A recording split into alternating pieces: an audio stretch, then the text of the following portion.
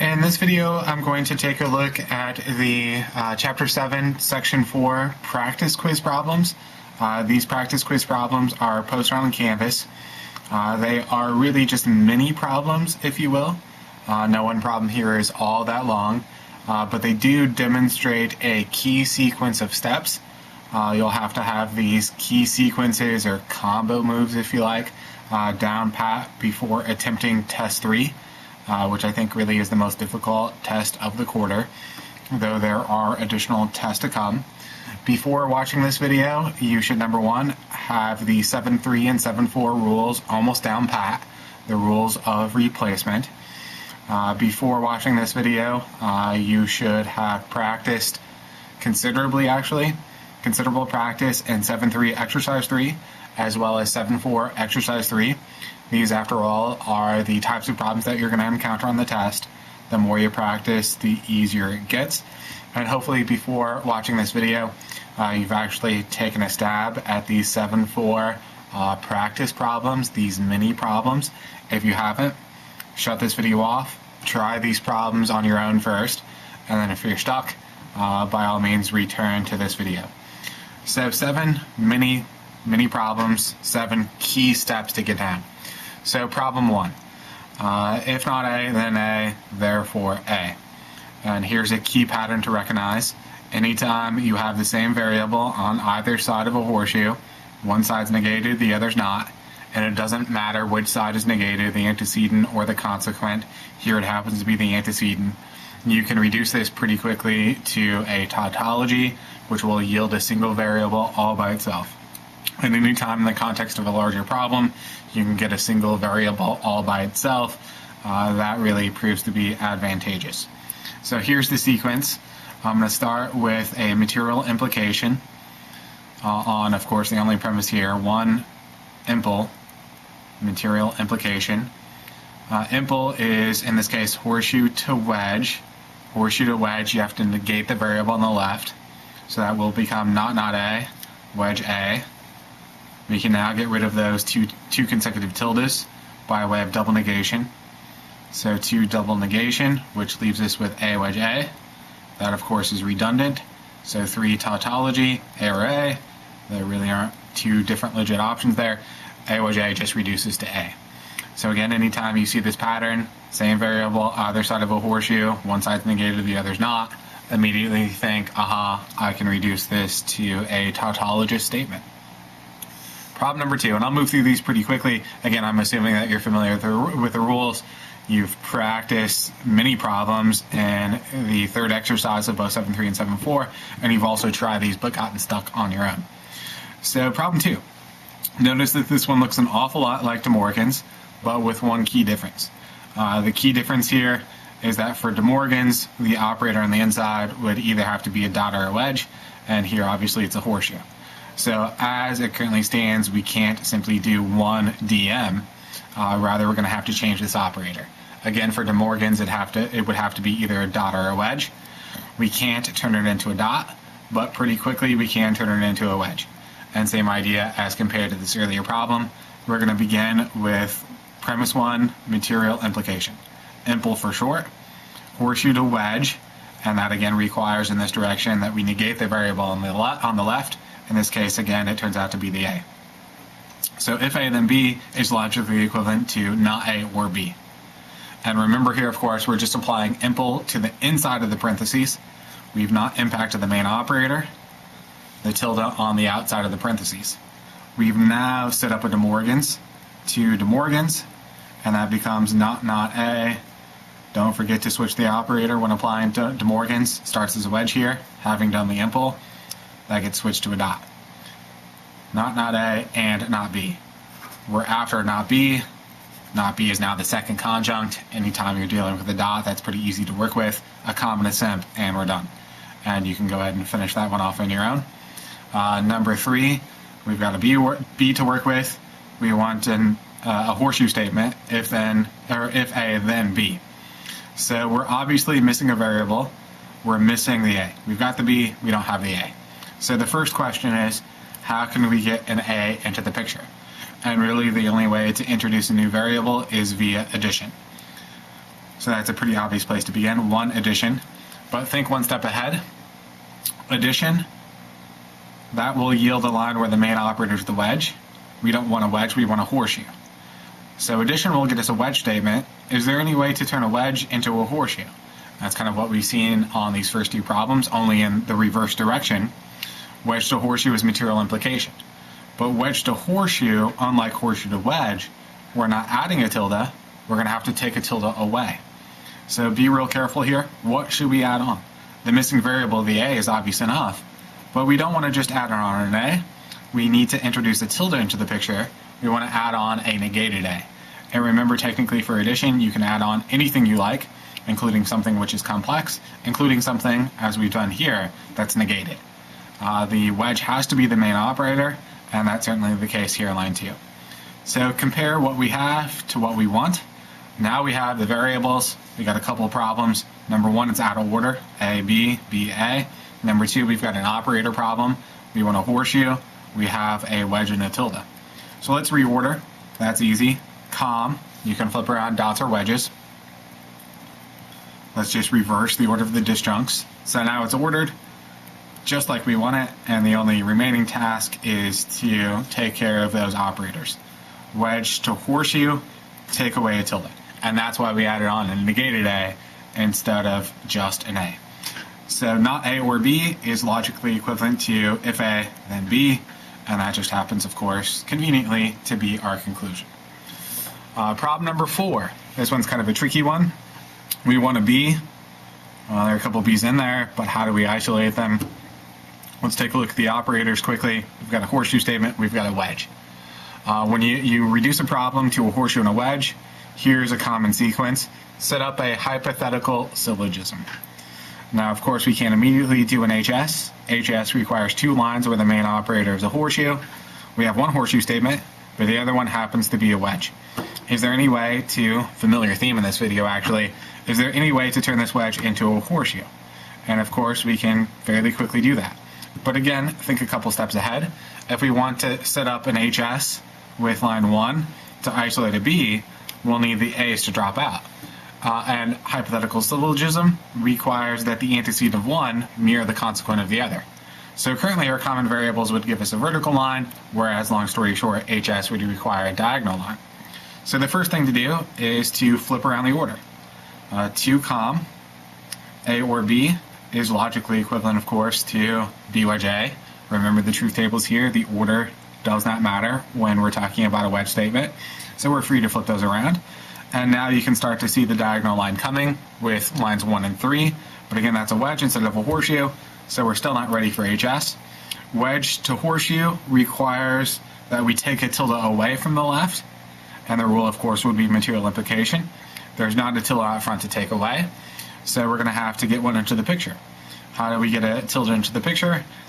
That leads to the next step, 3, double negation. And again, this has to be in multiples of 2, which initially might seem as though we're going to have one extra tilde, but in the end that'll be beneficial. And now we've set up a 4 impl. Wedge to horseshoe, take away a tilde. We take one away, that'll leave one behind. So we get, if not B, then A. And we're finally ready for our HS. There it is, 1 and 5 hypothetical syllogism. And we get the leftovers out, if not B, then B.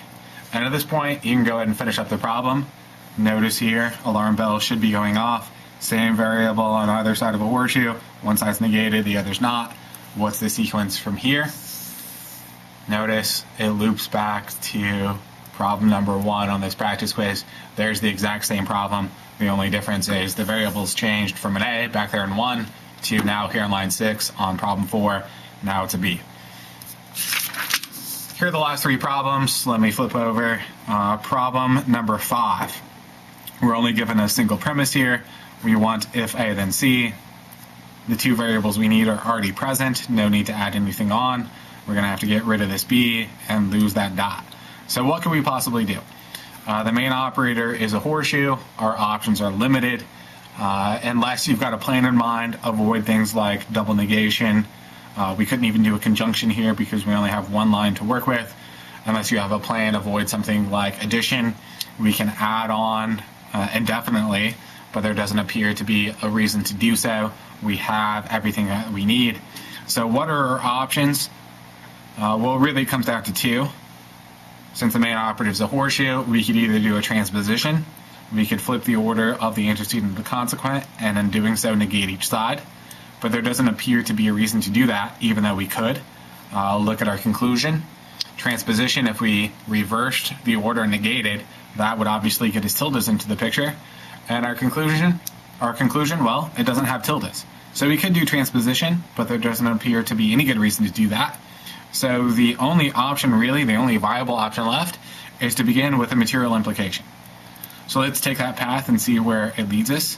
One impl on the main op here, horseshoe to wedge, negate the left.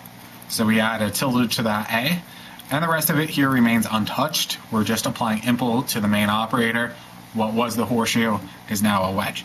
So what was the advantage of applying that impl? Did it get us anywhere? And if the answer is no, then we're going to have to scrap this plan and come up with something better. But it did, in fact, set up the next move. Notice the operator pattern here, wedge, dot, single variable, and yes, it's negated, but makes no difference. Single variable out front could be just as easily dot wedge. Here we happen to have wedge dot. But this, of course, reeks of distribution. And again, I'm assuming that you're already familiar with the rules, that you've already practiced extensively in that third exercise. So to distribution, we're going to take this not A and distribute it to the variables on the inside, the B and the C respectively. Not A gets distributed to the B, not A gets distributed to the C. And don't forget to switch up your operators, kind of like De Morgan's. The main operator started as a wedge, and nicely we get to switch that to a dot. I say nicely because dots are easy to work with. We can simplify, but really we don't want that B in the first conjunct. We're interested in the second conjunct, so a common of simp, and then the only difference will be wedge to horseshoe and impl. So com simp, material implication, and you'll be done with that one. Let's take a look at two more problems real quickly, and then we'll call it quits for this video. Problem 6. Take a look at the starting point, of course, but also the end point. Here, if you start at the end and work backwards, the opening move will be blatantly obvious. So if I ignore the premises for now, start at the end and work backwards, what could I do to that conclusion? And this conclusion is an obvious case of distribution. So let's apply distribution to the conclusion. This won't be an official step. I'm just going to make some notes to myself here. If I distribute that A to the B and to the C respectively, what will it yield? A distributed to the B, A distributed to the C. Maybe you can just imagine this in your head, but I'm going to go ahead and write it out anyway. Wedge gets switched to a dot. I'd have myself a wedge statement, A or B, and A or C. So can I make that out of what's given to me? And well, what do I have? Premise 1 is A wedge B. Premise 2 is A wedge C. So conjunction, distribution in reverse to undo what I did in the margins, and you'll be done. And I won't bother to actually solve that problem. There's the plan. See if you can execute it on your own. If not, seek help immediately. Number 7. This one looks like sort of a silly problem. We've got A's all over the place, and we want an A. So what could we possibly do? The main operator is the horseshoe. Options are limited. Maybe we could do a transposition, but there doesn't seem to be any reason to get a tilde in there whatsoever. Maybe we could do a material implication. We couldn't do a conjunction even. There doesn't seem to be any reason whatsoever to do an addition. We already have plenty of A's. We just need to get one all by itself. No need to double negate, though we could do that. That'll get us tildes into the picture when we don't want tildes whatsoever. So options are really limited. And notice you could do a tautology there. A and A, of course, is just A. Tautology cannot be done to a horseshoe, so a tautology doesn't apply here. That tautology aside, again, it really comes down to material implication. And we've got impl twice. Premise 1, we're going to apply impl, and then we're going to do an impl. And I'm just going to combine these into a single line. Horseshoe to wedge, negate the left. And let's do an impl here. Horseshoe to wedge, negate the left. And the rest of this remains untouched. I switched each of those horseshoes to wedges, and I was sure to negate the variable or the complex statement on the left. So what good did that do me? Well, I can now do De Morgan's just on the first disjunct in P2. See the De Morgans there? Remember, these rules of replacement can be done to just this side, to just this side. So I'm going to do a De Morgans here, which hopefully, having practiced is fairly obvious at this point. So 2 De Morgans, let's distribute that tilde. While I'm at it, I'm going to throw in a double negation. That would get me not A, and there's the double negation. Not A is just A. The wedge becomes a dot, A and not A. So there's the De Morgans, and the rest of it remains untouched. So what do we have in line 3? And again, notice the operator pattern, that'll give it away. Dot, wedge, dot. Could be, for this rule, wedge, dot, wedge just as well. Here it's dot, wedge, dot. Notice that each side has a common variable. They, of course, have A's. So 3 distribution. And if you look at the visual explanation of the rule, this is distribution not left to right. That's the common variety. But here, right to left. We're going to take away that common variable from each side and bump it to the outside of a set of parentheses. That leaves behind here a not A. If we take away an A from an A and not A, well, that leaves behind a not A. And here, if we take an A away from A and A, that leaves behind an A. The wedge was the main operator, so now as a result of distribution, that gets switched to a wedge. And that's the fruit of our labor. Now, again, nicely, the main operator is a dot. So from here, 4 simp, and we're done. That yields an A. And that's, of course, exactly what we wanted.